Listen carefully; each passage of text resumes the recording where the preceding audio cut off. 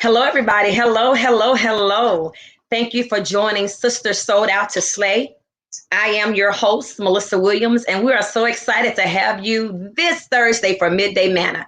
If you guys are coming in, go ahead and do me a favor. Go ahead and share and tag. Let us know that you are in the room, and we're getting ready to have a good girlfriends conversation. Hey, Tamika, good to see you. So great to see you. Let's make sure that everything is working properly. Give me 1 second, everybody.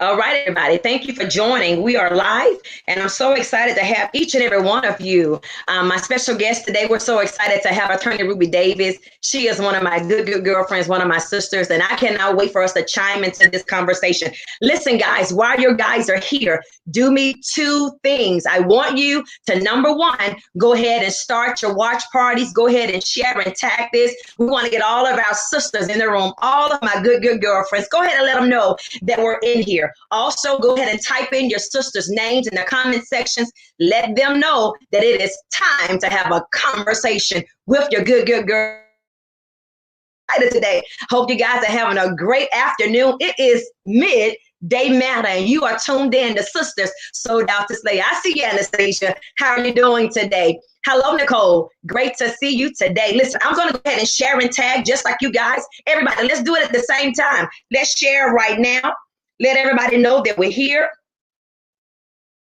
And we are doing great. Here we go.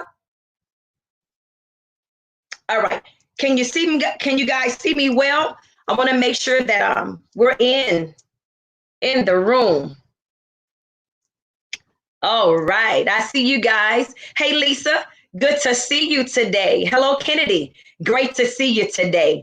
Yes. I love that. Tamika Bright, Ruth. Yes. Hello, hello, hello. We're running with Ruby today. Hello, Chandra. Great to see you. All right. All right, guys. So listen, you are chimed in today. Of course, I am your host, Melissa Williams. Some call me prophetess, some call me evangelist. And then for many, some call me the good girlfriend. And that's what I love. I love the opportunity to have so many conversations with the many of you around the globe. It is always my prayer and my earnest desire that whatever I bring to you, it is of quality, expertise, and very transparent. I love the fact that you guys are coming in the room, and that lets me know that you are excited about our discussion today. Do me a favor. Number one, go ahead and share and tag this. Make sure you're starting your watch parties. Once you've shared it, type on the screen, share it for us. We are now viewing from Facebook Live and also YouTube. So listen, I need you guys, when you are logged off of this conversation today, make sure you go over to YouTube and subscribe to my YouTube channel. It is going to be listed as Melissa F. Williams. I need all of you guys to subscribe. Can you type in subscribe today? That will make me so happy. All right, let's see who we have watching us. Hey, Anita, good to see you. Good to see you. Raquel, good to see you. I hope I said it right, Raquel. Good to see you. Anastasia, thank you for sharing. Okay, we're getting ready to have a good conversation. Listen, this is a needed conversation that we're going to be having today. And I want to make sure that the many of you that are tuned into us, I want you may want to go ahead and type in your sisters' names in the comment sections.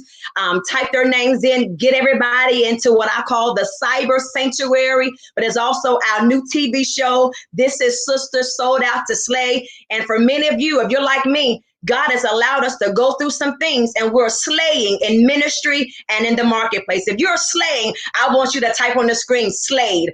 I am slaying. Yes. All of my good girlfriends. Good to see y'all today. Hey, Patsy, good to see you. Thanks, Kennedy, for putting that on the screen for me. We are sold out to slay. All right, I'm going to give about one more second. Sometimes the notifications go out a little slow, but I want to make sure that everybody has the opportunity to come into this much needed discussion.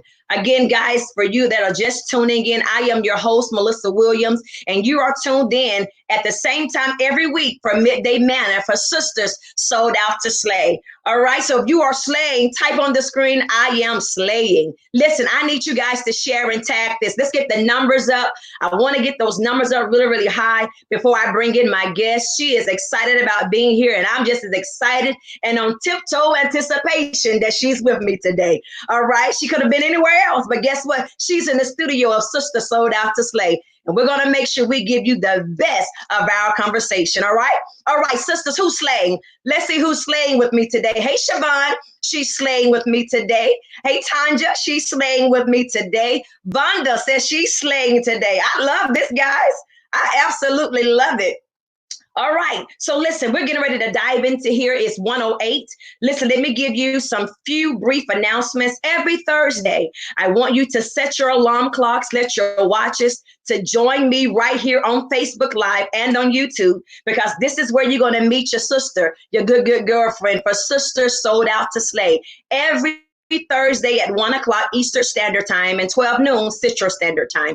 I want you to make sure that you let everybody know that this time next week, we're going to be doing the same thing, but a different conversation. And also on Wednesday nights, I want you to join me for sofa sessions with Melissa. And that is pretty much like Fix My Life. That means we're always going to bring someone into the conversation and on the sofa so you guys can listen to the transparency of what God is doing in people's lives. Listen, I'm excited to have my guest today.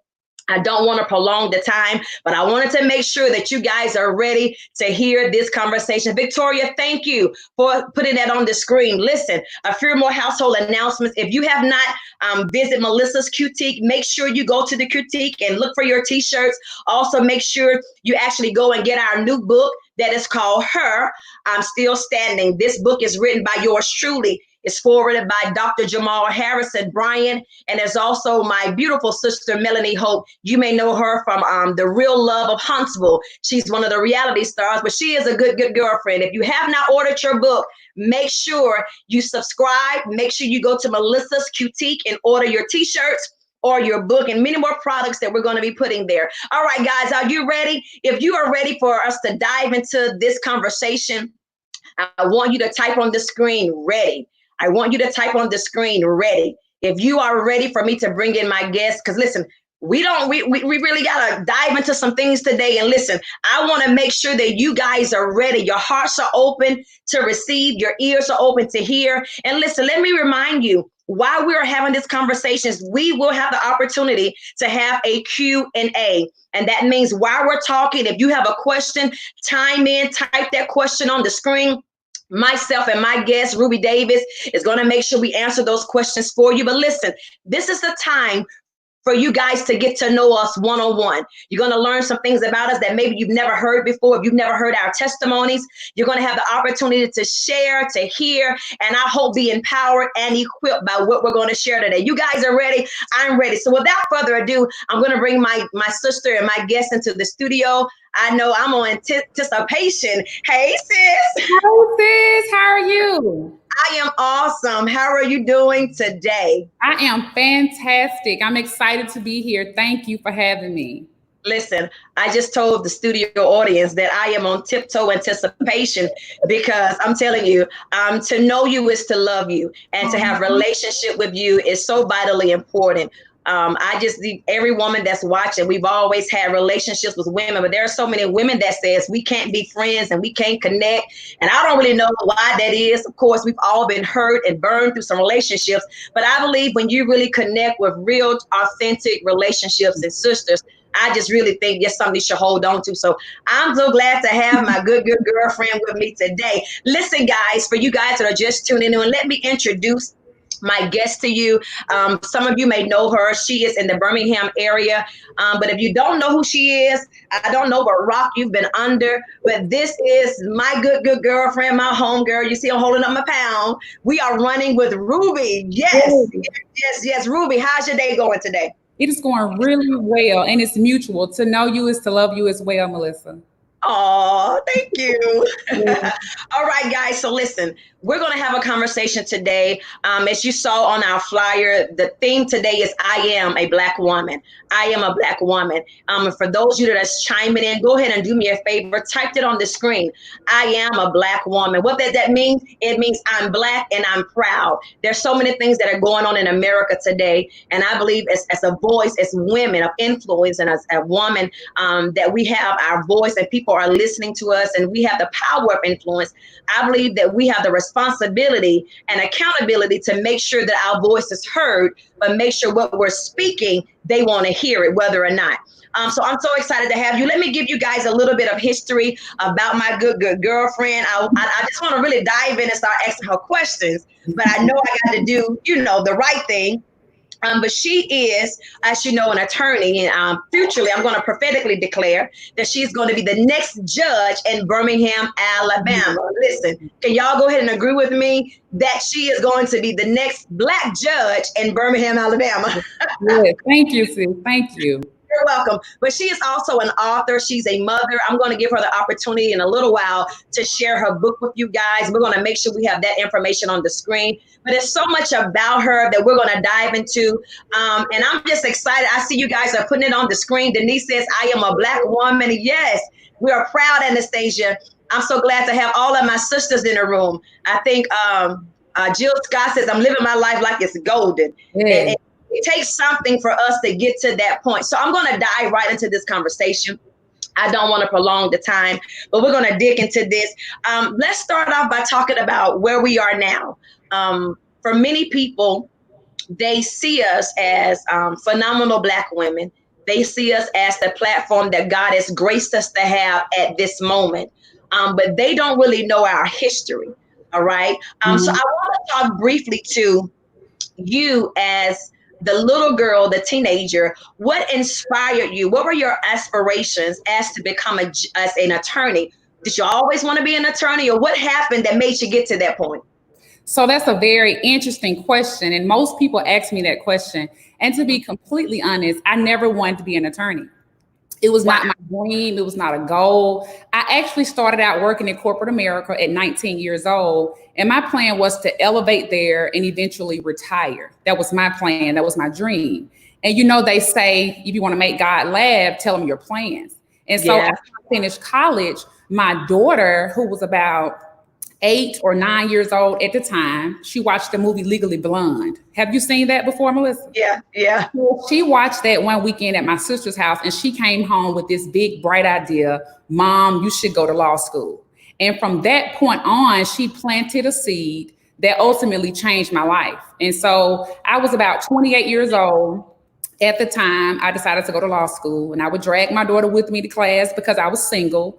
And so upon finishing law school and passing the bar, it was imperative for me to open my practice as a solo shop, as a small business owner, because I knew that I had a heavy weight. This is a heavy duty as a lawyer, as an advocate. And so I started my own practice about 6 years ago. But it was never a dream. It was just something that God placed in my daughter, who ultimately changed my life. So I tell her all the time, but for her, I would have never, ever imagined becoming an attorney. Wow. I can remember when I was located in Birmingham and I had my outreach center there. And I started the prayer called Thirsty Thursdays. Yeah. And that's when women from everywhere would come together, and I would solicit them to come in to pray. And I'll never forget one of the nights that you came. And we start embarking upon heaven to pray.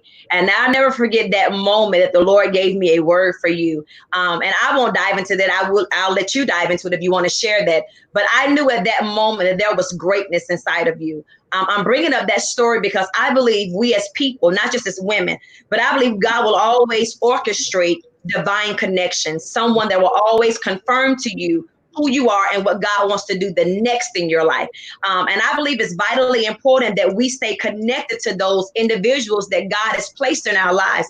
But I'll never forget that night you came into prayer, and you're always so pretty to me, always put together. And I remember, we're coming in for prayer. And I remember you were in a place of wanting to hear from God. You want to talk about that night? Yes, I would love to. Okay. So I had just passed the bar.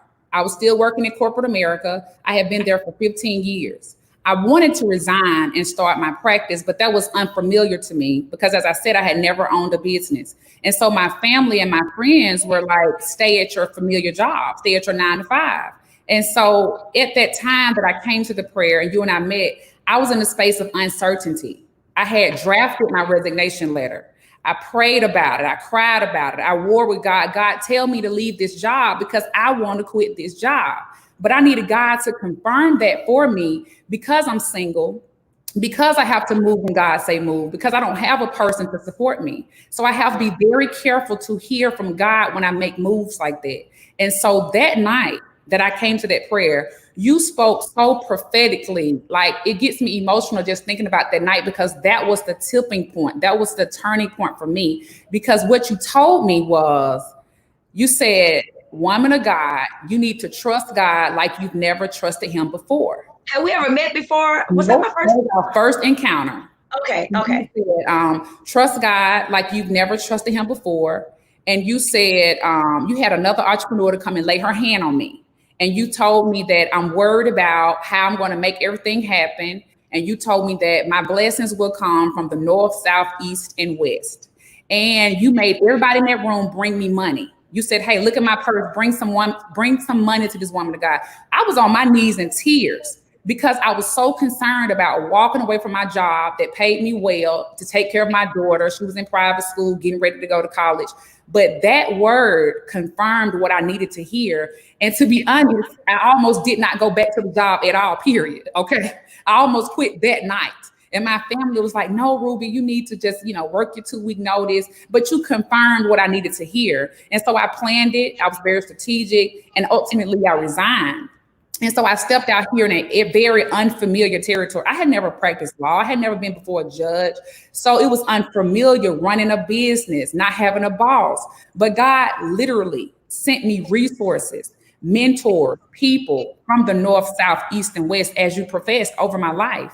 And from that day forward, God sent me so many resources, even the office space, my assistant, the furniture. I mean, I could tell you so many stories that confirmed that it was the right thing to do and that God was with me from that day to this day. And so it's always overwhelming when I see you, when I talk to you, because I know God used you that day to speak that into me. And you actually helped change my life. So I thank you. Oh, I think about the prophetic word, and I don't know why I'm going here, but I follow with the Holy Spirit. But I remember that night that I met you, and I remember the prophetic word that God released over your life. I remember the Father saying, because you and I have talked about it, of course, within years now. But I remember God was so strategically about you. I remember Him saying specific things about you. I remember seeing the words written around you. I remember standing, I said, girl, I see words written all around you. And I remember telling you that you're going to be in newspaper articles. You're going to be in the magazines. I remember telling you that God was going to give you the building, everything. I remember God doing that. And it's so, I love how God works because we're always in a position of trying to figure out what's going to be the next, how God is going to do it. But that prophetic word and that night confirmed to you and myself that God is concerned about everything that concerns us. Yes, amen. Let me say this. Those words that you saw ultimately became the cover of my book. Because you looked at me that day, you said, I can't even see you. You said words, there are words all over you. And I was like, okay, I was just so full. But once I put my book together, we'll get to this later. When I put we can dive into it now. Even when you first saw it, you were like, this is what I saw. And so I'm grateful to God that He allowed me to publish my first book, Hearsay. This book tells my journey as a young teenage parent, how I used the obstacles to overcome the adversity. And I used the negativity to encourage me to get to where I am today. And so I wrote this book to encourage other young women that may find themselves in the situations that I was in. But you also were so vital in this, Melissa, because you have been so prophetic in my life. And I just thank God that our paths have crossed. Oh, well, listen, our relationship is so vitally important to me because, again, I believe as not just sisters, but as women, we need to pray that God will always send us that Mary and that Elizabeth. It's always someone in our lives that the Father will place in our lives to make our babies leap. And the same thing that I do for you, you do for me. When I see you stepping out on faith and doing great things, people don't really know the sacrifice that it takes for us to do what we do. And so I just say, I salute you, Judge Davis. Well, thank you. Thank you. Yeah, but it's always important that we have people in our lives that not only can speak to us prophetically, but can also encourage us on the way. Tell me this, as being a single mom, how important, or let me rearrange this question. Okay. As being a single mom, the testimony of your life that you've had to experience on this journey to become, what type of struggle has it been for Ruby to be Ruby? Because everybody sees I'm running with Ruby. They see the attorney, they see the judge, but sometimes people don't know the backdrop of our story. Can you share something with women that are listening today that still encourages you as becoming who you're still becoming? So that's funny because I was pregnant at 16. I had my daughter at 17. I was a high school senior. I was the talk of the town.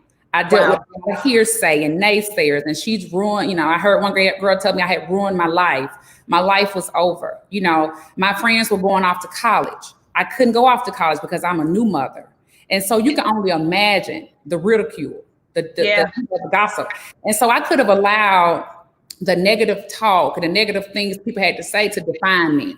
But instead of allowing what the people had to say to define me, I decided to prove them wrong. I decided to work really hard to put myself through college with the help of my family. I had a tremendous support system. And I tell anyone, I could not have done this without the support of my family. My daughter's father, my family, his family, they allowed me to go to school, finish college, and even go on to law school as a single parent. And what I like to tell women, whether they're young women or women of my age at this point, never allow what people say to dictate who you are. In my mind, I would say, just give me some time, be patient. I will prove you wrong.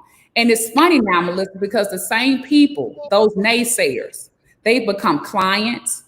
They've become mentees. They're on my campaign team because I walk in forgiveness every day.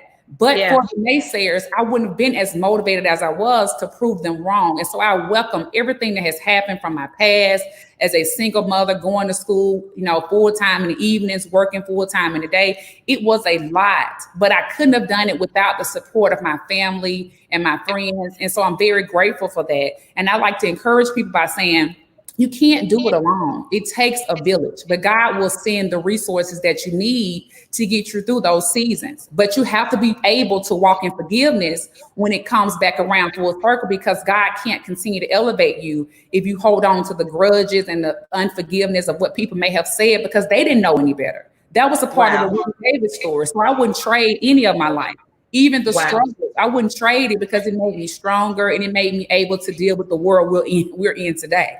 Wow. So what I hear you're saying is the power of forgiveness is almost like a launching pad to destiny. Absolutely. That's absolutely true.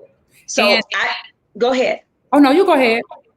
So when we think about forgiveness, how important is it that we understand that forgiveness, I say this all the time, our forgiveness is not really about the other person. It's about you. It's just like closure. For me, closure is not a agreement that I have to make with the person. Agreement is really something that I come to the knowledge that I need this for myself. So it's not a mutual agreement. It's a personal decision. And there's people that are watching us today. And I believe as women, sometimes we are experiencing some things in our life that literally we've got to understand this is not even about the other person. It's about the mutual understanding between me, myself, and I, that if I don't walk away from you, that if I don't forgive you, that if I don't even understand that my life is much bigger than that circumstance. My life is much bigger than what you think about me. I don't need your validation. I don't need your confirmation, because as long as me and Yahshua got this thing going on, God is going to send somebody outside of you to validate I'm in the right place. How important is it that we walk in forgiveness? Now, to be brutally honest, that was a struggle for me. That was Yeah. very difficult for me for many years. And I know I got some friends on this live. They know me and they know that is my struggle. If I can recall things from like elementary school that was said or done to me up to today, and I would hold grudges against people, and I would see a person, I would say, I can't remember what they did, but I don't like them or I don't fool with them, and it was so bad I couldn't remember the things. I just knew I couldn't accept this person. And it came to me as clear as day one day, as God was, moving in my life. He said, crystal clear, I've taken you as far as you can go with this unforgiveness in your heart. So I cried like never before because I knew my destiny. You called it a luncheon pad, and I like that. My destiny, my future was tied to me letting go of what some folk have said that means nothing. I had to let it go. Just yesterday, I sat, I prayed, and I was thinking, who do I need to forgive? Because I need all my blessings to flow. I don't want to carry any type of weight, any type of unnecessary, pressure when God is wanting to bless me. But that unforgiveness literally is a roadblock, and you cannot go to the next level with it. And God told me that no one else but God spoke clearly to me. And from that day forward, which was a few years ago, I'm able to let things go, forgive, interact with folks, love them genuinely, because it wasn't about them. Like you said, It was always about me getting to where I need to be. So forgiveness is something that I struggled with. But as of today, it's something I welcome, I embrace, because we all make mistakes. We all fall short, because I'm asking people to forgive me along the way as well. So why not forgive others? Right. I'm thinking about when we're talking about forgiving people, and sometimes I'm telling you, it is hard to forgive people that have literally hurt you. Yes. Okay. Women, we are by nature carriers. We carry our children. We carry things within us. And I think God created us to do that. It's a phenomenal being, but it also can be a curse in another way, because we're so used to carrying things. And so sometimes we don't understand that some things that we should not carry. I too can tell you that I remember the day that the Father told me, you got to forgive him and let him go. And I said, well, no, this is what me and you going to do, God. Now, I'm not going to forgive him because he wrong. And I need for him every day that he see me, I need to be the reminder on how he treated me. The Father said, you don't need to be a reminder of how he did you. My presence in his life is going to be the reminder on how he mishandled you. And let me tell you this, sometimes it's easy to forgive some things, and we can walk away from it. And then sometimes it's hard to forgive. My situation was I survived domestic violence. And I talk about this. This is one of the things that I always testify and say, many of times we don't look like what we've gone through. But literally, I survived a domestic violence relationship with literally Ruby. I was unrecognizable. He literally left me for dead for 3 days. Do you hear what I'm saying? There were times in that situation, that particular incident, where literally I was unconscious in and out. When he dropped me off on the sidewalk in front of my parents' home, I literally say I looked like Elephant Man. I was so beat up and bruised until literally when I would go in and out of consciousness, he would slap me and hit me and say, you're not going to die on me. But literally, he was in the position of taking my life. But in the midst of all of that, I was so unrecognizable. I had 32 stitches in my face. My fingers had been cut. My nose was broken. I today still have a scar under this eye. Where if you really look close, you can see where literally my eye was closed. And today I literally struggle in my short-term memory and my long-term memory. But watch this. But the grace of God came into my life and says, watch this. The thing that the enemy wanted to use for your misery and your mess is going to be your message.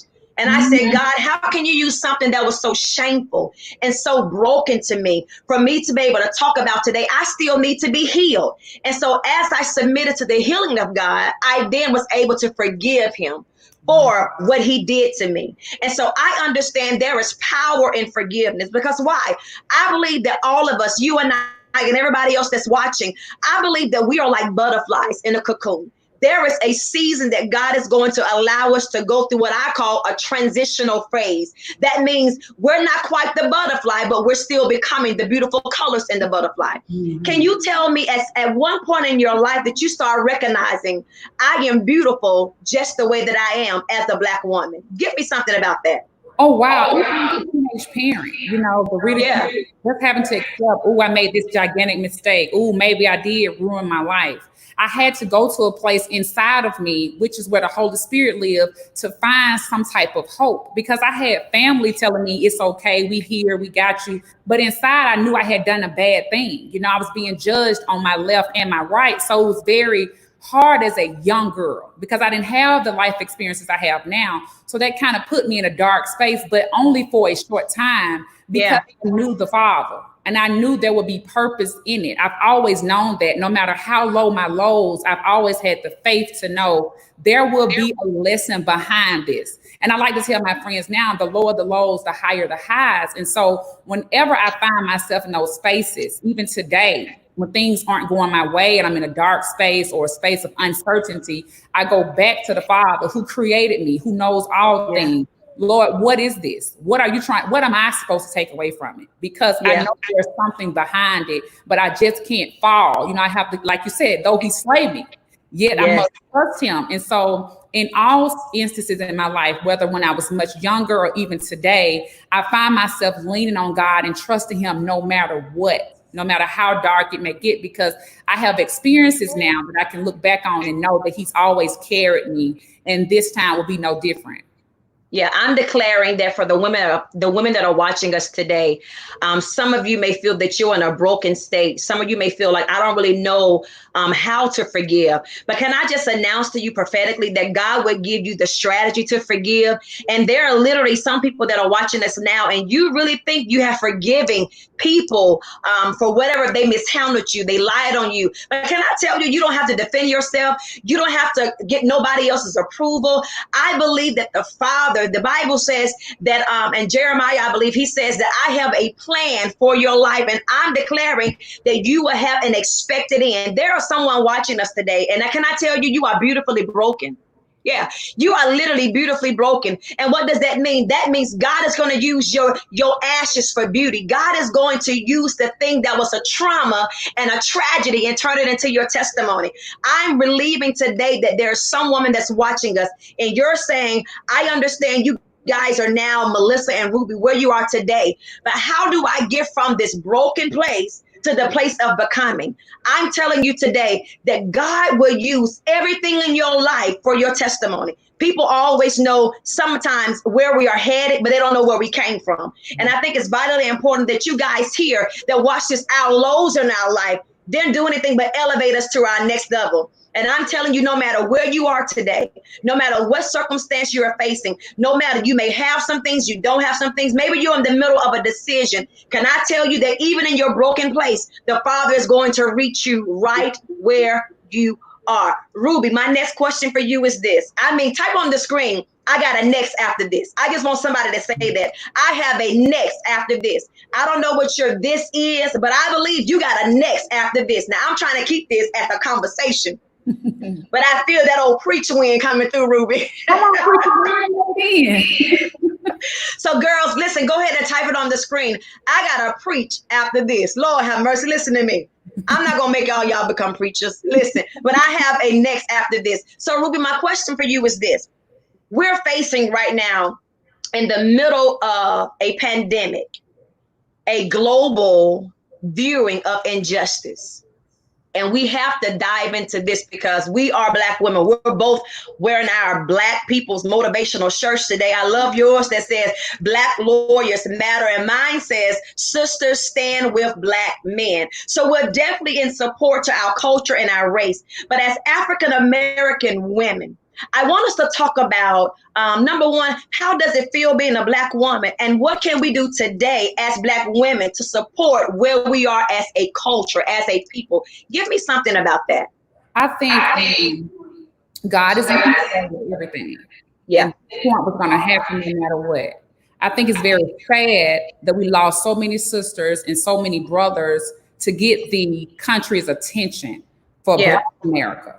I think what we supposed to do as Black women is to not be silent. Okay, I'm wearing this because the lawyers are marching this evening downtown Birmingham, and I will be present for the march. I think we have to use our platforms, whether we are on social media with a heavy following as an influencer. We should use any platform that God has given us, whether we're ministers, whether we're teachers, whether we're professors. We must not be silent. We must speak to a thing. We've been quiet for so long. America have turned a blind eye, a deaf ear on Black America. And now it's time for us as Black people, as the culture, to not let up. All pressure, all gas, no brakes. Like, we must demand change in America. It's very unfortunate what happened with George Floyd. And I think that he's the last Black man that must die at the hands of a police officer. But I hope that this is a tipping point for America, for Black women, for the culture to change, and for us to be finally recognized for what we've gone through and where we are, so we can find a way to end racism, especially, you know, for the future. Yeah. I think the consciousness of America has been shaken. I believe that there is a systematic injustice that takes place around the country. And for so long, many of us have been silent about the things that we've been experienced as Black women, as Black men. But I am so in tune to the Father that I literally believe, as to you, that the Father literally permitted the pandemic to happen so that the whole world can sit and watch what we've been talking about behind closed doors, what we protested about many, many times ago, what we've experienced in our own communities. And I believe that he allowed this to happen for, number one, the whole world can see what our culture have been saying, but they have not been listening to. But I believe the fabric of America is shifting in this moment. I believe that there is an injustice that we have experienced, that we have witnessed as Black women in America, even standing with our Black men. Last night we had a conversation that many of our men are becoming, literally, I call endangered species. And that is something that the world does not want to hear and perceive or accept.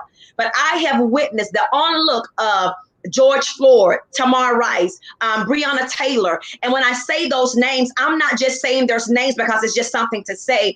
I'm saying it because as a heartbeat of a woman, as a Black woman, I believe my responsibility is to shed light onto the mass destruction that is taking place in our community. As a Black woman, how can we support Black Lives Matter? And I know we say Black Lives Matter, but then there are some people that say, but Black all lives matter. And I don't want to dig into that right now. We're going to go there. But when we say Black Lives Matter, as a Black woman, a Black mother, a Black lawyer, a Black sister to some, a Black aunt to somebody else, what do you feel is our responsibility to speak up and to make ourselves accountable to the injustice that we're facing today? As I said, we not be silent. And it's sad because we say Black Lives Matter. We say Black Lives Matter because people don't seem to realize Black Lives Matter. But in the same breath, it's sad because people start saying all lives matter. We've never discredited all lives. We just see Black lives taken for granted, taken at the hands of the police, and, you know, no type of penalty. So we're trying to bring awareness to the world that Black lives really matter. Black people matter. And so it's not a difference between a Black life and another life. We just need the Black life to have just as much value as everyone else. And so as far as me, as I mentioned, we can no longer be silent. Yeah, silence is betrayal. Yes, and we're making a lot of noise right now. And I must say, I am proud to be Black. I'm more proud to be Black today than I was yesterday. And so I'm so proud of the culture for the stand that they're taking. Even from Washington, D.C. to our local capital in Montgomery, these people are pushing legislation to change the future of police brutality. That has to stop, you know? And so I'm just proud to see what is happening, and I want to be a part of it. I may not be on the front line all the time, but I'm always behind the scene. As a Black lawyer, I understand the people that paved the way for me, the blood, the sweat, the tears, and the sacrifice. So I represent people that are arrested from protesting. I don't have to get out on the front line and say that, but I'm here to give my services for free for people that find themselves in those situations. And so I have a duty. I have an obligation to help serve and protect my people, my country, because we are standing for such a worthy cause. And now is the time. It couldn't have happened at the time. I think it's so vitally important that our Black sisters and brothers that have access to politics of change, to those that are in legislation, those that are sitting in the GOP, those that are even in our local communities as far as councilmen. I think it is so vitally important that they actually have the position to push change. But I believe sometimes silence is fear. Yeah. You know, I believe it's not so much that they don't want to speak up, but I think some of them have settled in a place to where they don't want to lose their titles, they don't want to lose their ranking, and I believe that's betrayal to us as a community people. But I believe if we vote you in, I believe it is your responsibility to speak for the people, not so much about who's sitting next to your right or who's to your left. But I believe my mother used to always say, if you don't stand for something, you will fall for anything. I'm going to say again, silence is betrayal. And I'm not going to defend those that have not opened up their mouths, because at some point you have to speak up. How important as being a voice for the people, you being in politics, I say you have the say so. You have the right to defend us as a people, as a culture. How important do you think it is that people that are also in your position, for them to speak up and be held accountable for the access that they've given to them? How important is that? I think it's vital. I think it's imperative. And I think at a time such as this, we must speak. And that's why I'm so proud to be Black. I'm so proud to be a lawyer. I'm so proud to be born and raised in Alabama right now, because we are tired. And so people are speaking that haven't spoken before, because it's obvious now. We have the world's attention. And so I have friends, I have colleagues of all persuasions, and they're all supportive. Today, you're going to see all types of colors in this march with the attorneys, because we are tired of the injustices that have plagued the community for decades, for centuries, for generations. And I really believe 2020 is the year that America will turn the corner and make a change, because we will not be silent anymore. We will speak. From the courthouse to the Congress House, we must speak, because now is the time to make that change. I read a quote not too long ago, and I've said it many times. The quote goes like this. It says, if you teach a man, he will teach sons. But if you teach a woman, she will teach generations. Yeah.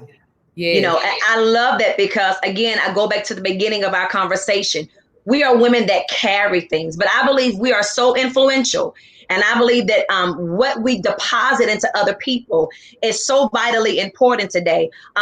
You being a woman, a Black lawyer who's raising a Black daughter. I too have two daughters. One is 23 and one is 9 years old. And I have taken responsibility and accountability for myself, for them to not be blind as far as what the world sees us as Black women. I wrote in my book that sometimes they see women, Black women, as beautiful skin tones and pretty curves, but they underestimate and devalue us as being intelligent, wise, sophisticated, and brilliant. So I've taken this opportunity to share to my girls about the story of Breonna Taylor. When I say Breonna Taylor's name, literally it's something that hits me deep within, because my story is, as many other Black women, it could have been us. Mm-hmm. We could have been another statistic. We could have been a hashtag Melissa Williams, a hashtag Ruby Davis. When I think about Breonna Taylor, it fortifies me. It gives me another level of relentlessness to fight for what we consider injustice, but some people call it a dysfunction. I believe the culture of America, and I know we're not going to stay on here too long, but I believe the culture of America has allowed the dysfunction to become a normality. I believe we too, as a people, some of us, if we really take responsibility, there have been times that we ourselves did not stand up for each other. There are times that we've seen things going on in our community and we did not do what was right, maybe for the case of fear, maybe because we didn't know what to say or what to do, whatever the cause may be. But today is almost as if you have to say something. You have to do something. If it's nothing but putting a post on your timeline, but to let the people know that I stand for Black America. As a Black woman, the thing today is I am a Black woman. How does it make you feel to know the truth or the reality that Breonna Taylor's life was snatched away from her? And to this day, no one has been held accountable. How does it make you feel as a Black woman and an attorney? It is very, very unfortunate. But to be born and raised in a place like Birmingham, Alabama, it's very difficult not to see in color. Yeah. So when people say they don't see in color, that doesn't register with me because I was born and raised right here in the cradle of the civil rights movement. So I see in color every single day. And so you're right. It could easily be hashtag Ruby Davis. And so I believe we owe Breonna. We owe Ahmaud. We owe George. We owe Trayvon. Yeah. We're supposed to stand firm now, if never before. Like you said, if it's just a post on your timeline, if it's just a speech, if you have the mic, now is the time to speak for those that were slain. You know, they just was a sacrificial lamb. It could have been you. It could have been me. It could have been any one of us. But because God spared us, we owe it to them.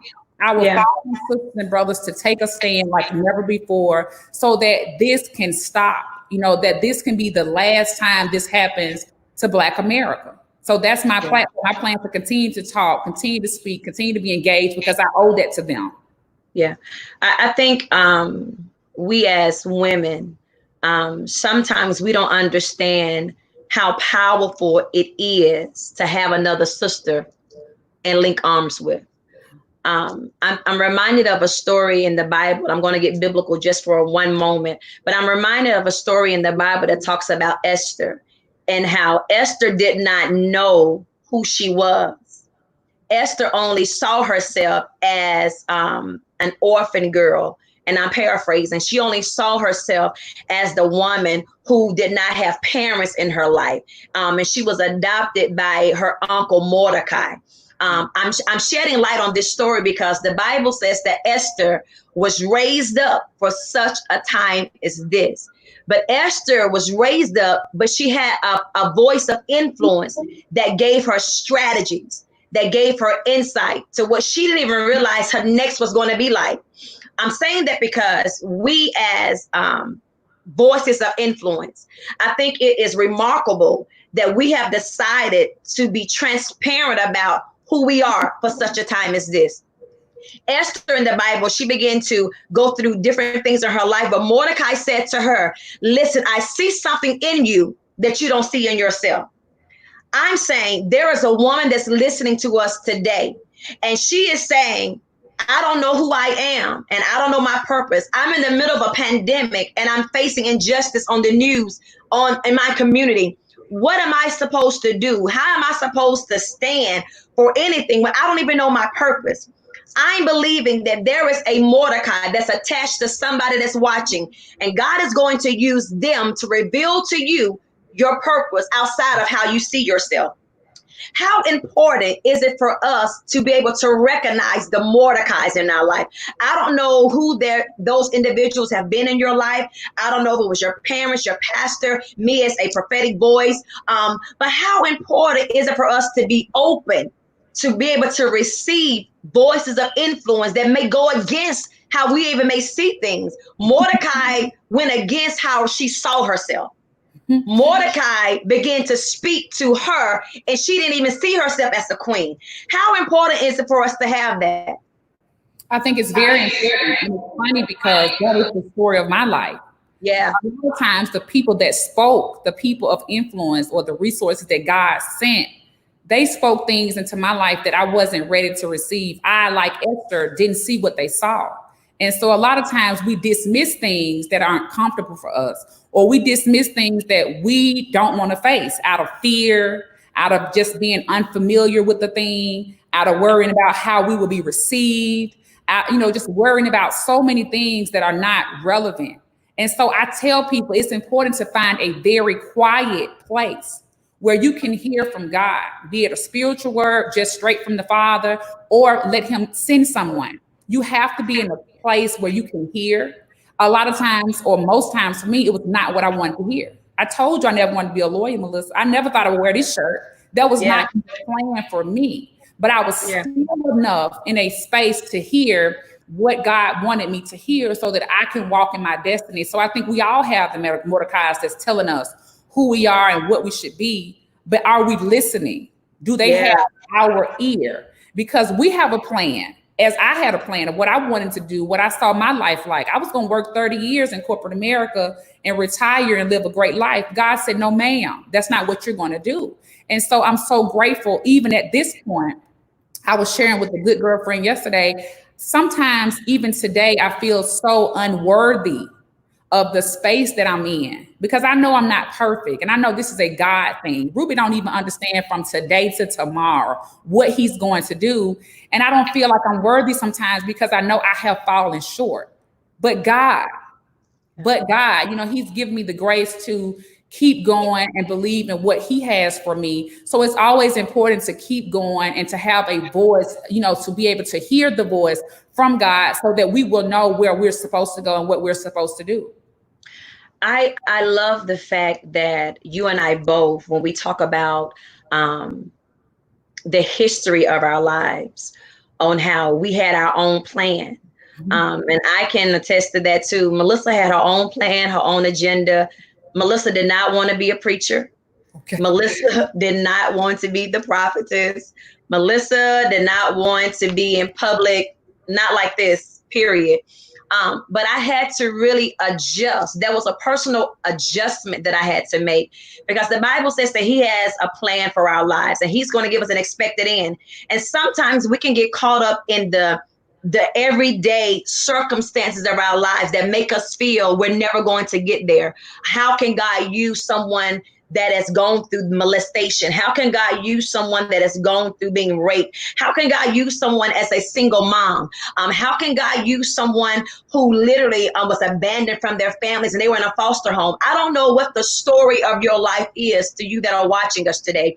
I don't know what your history is, but I know it has nothing to do with your destiny. I say that because your history has a lot to do with what God is going to use in you, what God is going to platform you, how God is going to put your name, and I call on headlights. I believe this is not the end of your chapter. This is not the end of your story. And for many of you that are watching us, I believe that maybe you put a comma where God has really put a period. And then there are some areas where God has put a period and you put a comma. I want to talk to you today for those of you that's watching us for the last 5 minutes that we have here. I literally want to encourage you about tapping into who you are as a woman. Whether you're a Black woman, whether you're a Caucasian woman, that has nothing to do with the trajectory of the essential gifts that God has given you. I want us, before we leave, I want us to talk about really quickly, how is it important for us to recognize the purpose of our life? Because we're talented, we're gifted in so many areas, but there is a purpose that God has preordained for our lives. And sometimes it is revealed through pain. Sometimes it's revealed through misery. Sometimes the pain of our life pushes us to the purpose of our life. Can you identify with the pain of your life that now if you sit back and wonder, you sit back and say, wow, if I had not gone through that pain, it wouldn't have pushed me to become. Absolutely. I can remember being in corporate America and all I wanted was to elevate. So I would apply for positions. I would apply for promotion. And it was a particular year you only get 10 opportunities to apply for promotion. And I had just graduated college, so I'm qualified. I literally applied for 10 different jobs, went on 10 different interviews, and was told no 10 different times. And we know that no will shut you up. That no will put you in a space of defeat, depression, disappointment, and the whole why me? I'm that person to God. I say, God, why me? Why Ruby, God? All I've been through. And God would say so clearly, Melissa, why not you? Why Yes. not you? You can handle it. And so all those experiences, the pain that pushed me to my purpose, it makes me very humble with the people that I interact with today, my staff, people that support me, the people that run with Ruby. I appreciate people more than they may ever know because I've been there. I know what it feels like to want a thing and to not be able to get a thing. That's a very hurtful place. I know what it feels like to be qualified for a thing, to be the best candidate for a job, and to be told no. You have a degree, you have the experience. I understood the history of this organization, but yet, no, it's not your time. But I felt like God was telling me no, but not permanently denying me. It's just delayed right now. And so it Wow. taught me how to apply for a job. It taught me how to interview for a job. So now when I'm hiring, I use those same tactics of when I was on the other side of the table. And so everything has come full circle today. And that's why I said early on, I wouldn't trade a thing. I want those 10 no's again if I had to go through it, because it made me who I am today. And I'm so sensitive to other people's struggle because I haven't always been attorney Ruby Davis. I haven't always been Black Lawyers Matters. It was once upon a time just a dream. Oh, if I can go to law school. Oh, if I can pass the bar.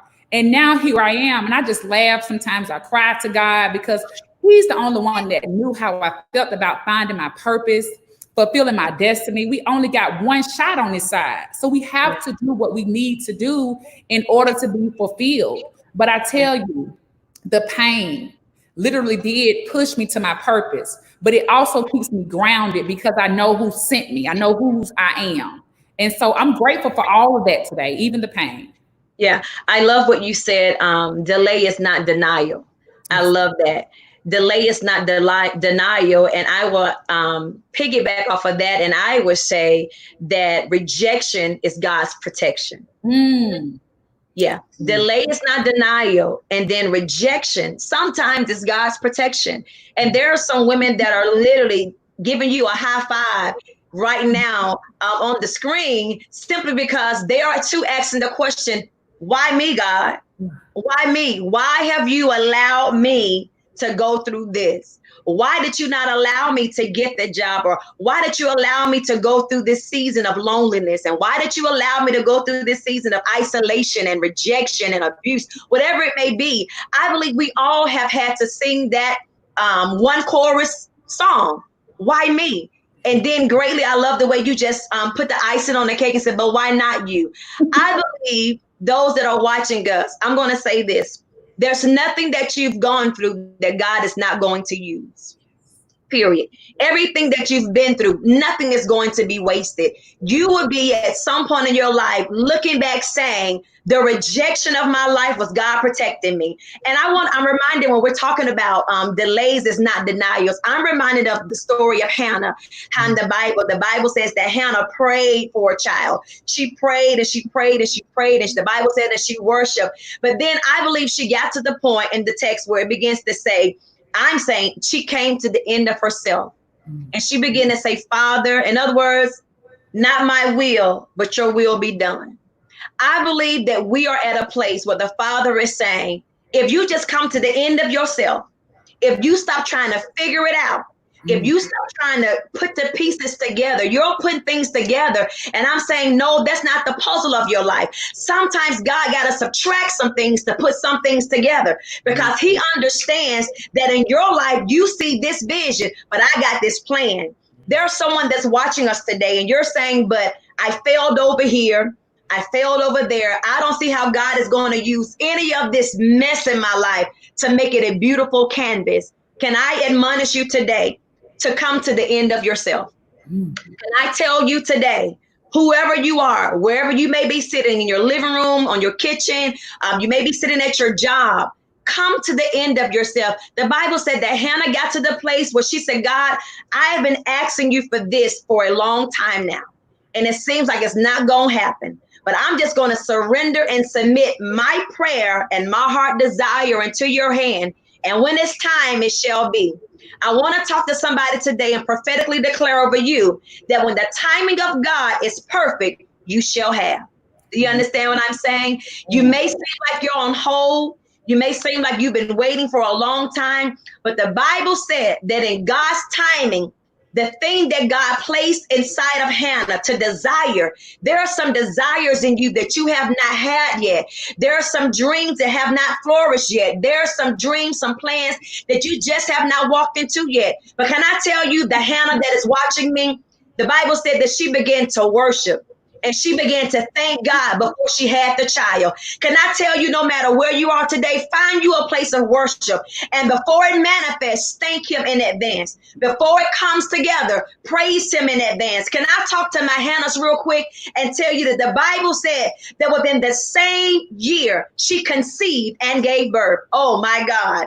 I'm telling you, you are literally in the moment of your life where God says, my timing is perfect. Just trust me. And the thing that I placed inside of you, whether you see it or not, I'm going to have the perfect plan for your life.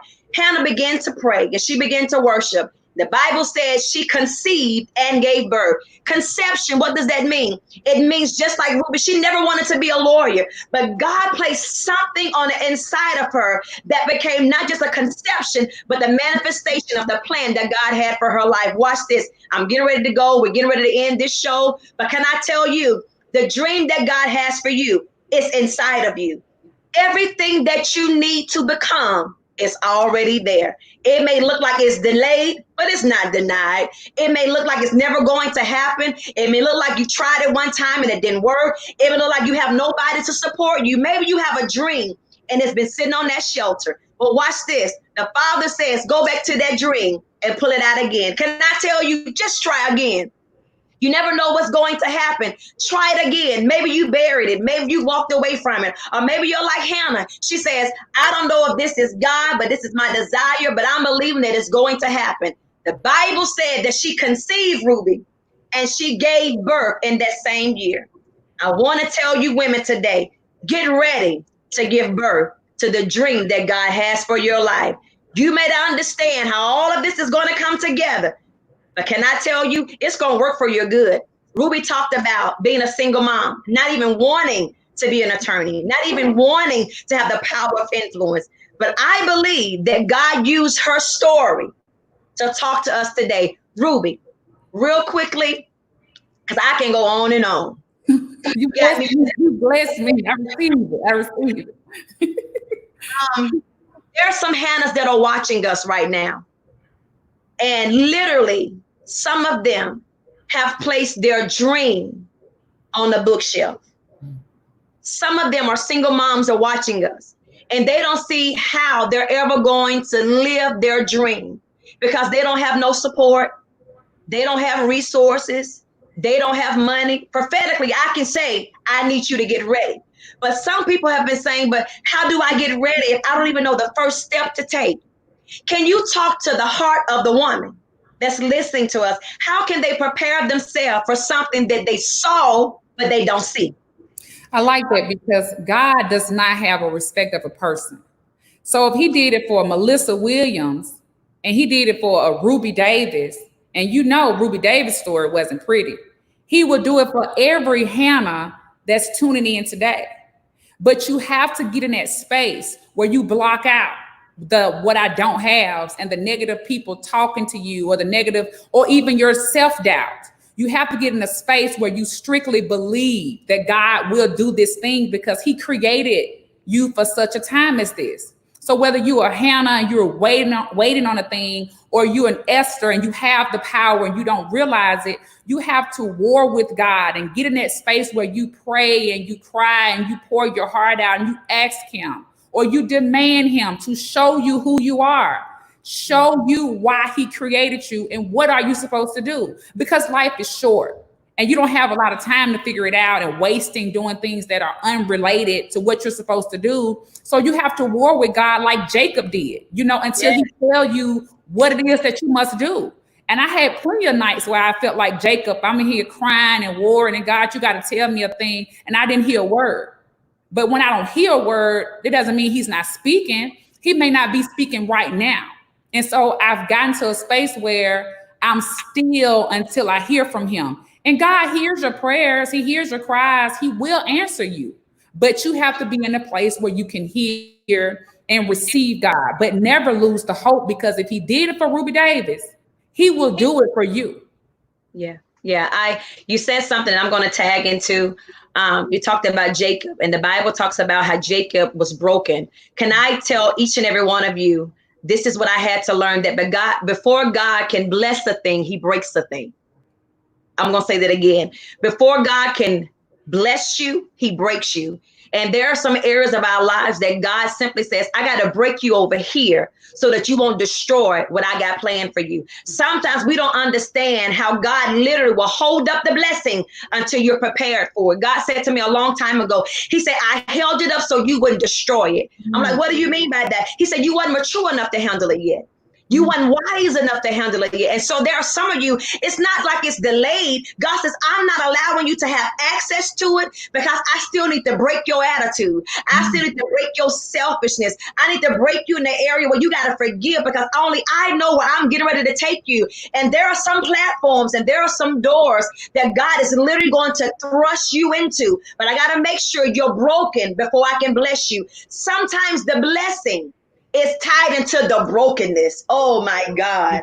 Sometimes the brokenness is married to the blessing. And sometimes the areas of our lives that we're trying to figure out, why in the world would God break me like this? Why would he allow me to suffer like this? Why would God allow these people to mishandle me like this? God, I've been faithful to you. I've done everything you asked me to do. But why do I find myself still having the same testimony? Even though he slayed me, I'm going to trust him. And I think that is literally where we are. I want you women to type on the screen, I'm broken to be blessed. I want you to say that I'm broken to be blessed, because God is going to use the areas of your life that he broke you in. Some of you were broken in relationships. Can I tell you, he's going to use that. Some of you was broken as single moms, but can I tell you, he's going to get glory out of that. Some of you were broken as a wife, but can I tell you, God's going to use it. Like Hannah, maybe you find yourself in a barren stage. You ain't giving birth to nothing. It seems like you're not producing. It seems like you're not birthing. It seems like manifestation ain't happening in your life. But can I tell you, there's a Hannah anointing on your life. This is the year that God is going to use your barrenness for blessing. Oh my God, I got to get out of here, Ruby. God is going to use the areas in your life that you have buried. God is going to use the areas in your life that looks like you're not producing. But can I tell you, there's fruit in what looks like it's barren? I know that don't even make sense, right? How you got fruit in a barren place? Let me tell you how. Father told Hannah, watch this. You have sowed tears and now you're going to reap. Sometimes what looks like it's barren, he will cause you to cry about it. The Bible says those that sow in tears are going to reap in joy. Watch this. You can be in a barren state, but every tear you've cried about it is going to produce a harvest. Lord, have mercy. You can cry about the money that you're going to have, but that tear is a seed that God is using to bring you resources from the north, the south, the east, and the west. Did you hear what I said? Somebody, you got to understand that even in the area of being unproductive, even in the area of being barren and stagnant, some of you have lost your momentum. But can I declare, as you're running with Ruby, you're going to get your momentum back. You're going to get your dream back. You're going to get your fight back. And this is why it is so important that you connect to like-minded individuals. I need Ruby. I don't care where she is in the country. I need Ruby, and I pray Ruby needs me. But I'm declaring that God is going to send you, watch this, a Ruby, and God is going to send you a Melissa. You know why? Because like-minded, our babies leap when we come together. I am praying that wherever you are today, wherever you are listening, we are saying today that I am a Black woman. But watch this, the plan of God for your life is bigger than you being a Black woman. I know y'all don't like that. I know that sounds a little uncomfortable, but God is going to use you as being the woman that you are, whether you're Black or whether you're white. He's going to use your brokenness. He's going to use your barrenness. Even the fact that during the pandemic, maybe you lost your momentum. You're going through Facebook and it seems like, and I've seen this, Ruby, myself can testify. I'm strolling down Facebook and I'm saying, in the pandemic, everybody is coming up with all these ideas, and I'm trying to figure out, now what you want me to do? Yeah. My creative juices ain't flowing. There's someone that's watching us. And I don't know if you can say the same thing, but I've had moments in the middle of this of saying, God, you created me for a purpose. But it seems as if maybe the vision has gotten a little blurred. How do you want to use me now? What is it that you want me to say now? How can I reach somebody now? And he reminded me of being beautifully broken. I said, wow. So today, as we're getting ready to get out of here, I want you to just speak a word, give a quote, inspirational nugget to the woman that's watching us. And she's simply saying, I'm glad I logged on today, but how do I use my brokenness to make it beautiful? I would say always have hope and always have faith in a better tomorrow, because trouble don't last always. And Oh, we may endure for a night. We've all shed those tears, but joy is coming tomorrow. But you don't just quote those. You believe those. You stand on those. You remind God of what he promised us. And he has to deliver. Failure is not an option for you. I didn't have an option to fail because my God is not a failing God. So even when things don't go the way I planned, or even when things don't go the way you expect, believe that God is not a failure. He can't lie. He can't fail you. So you keep pushing, you keep the faith and keep believing. And as I always say, if God can use a teenage single parent like Ruby, he can use you. Yeah, I love that. Listen, guys, you have been tuned in to Sisters Sold Out to Slay.